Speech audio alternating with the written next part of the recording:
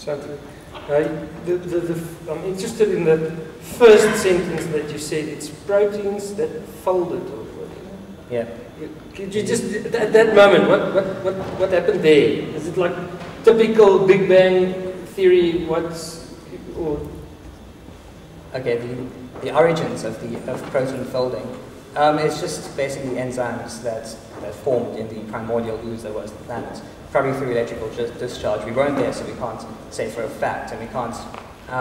We can test this in terms of hypothesis testing in science because there was an experiment done in the 80s that can be repeated quite easily that shows that with the right combination of sugars and enzymes, you can create proteins and they automatically start folding. Okay. So obviously, I have to ask the difficult questions. Fair enough. That stuff that folded onto each other, where did that come from? As I suggest, enzymes and sugars, which are based on atoms and molecules, which in turn are based on hydrogen and helium, which are the two basic building blocks of everything in the universe.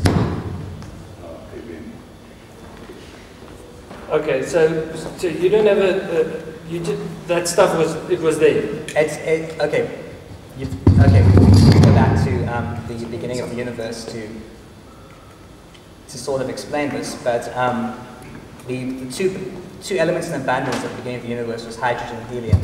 Now, particles collide and so on and accrete, which eventually led to stars. Now, as nuclear fission occurs, we end up with heavier and heavier elements, and eventually, these elements gave rise to our entire periodic table as more atoms combined and so on.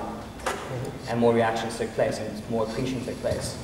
So it didn't come out of nowhere. The Big Bang theory, as you all know, is the theory that there was an intense speck, the particle, densely packed, that reached a point where it could no longer contain itself and exploded and constantly expanding.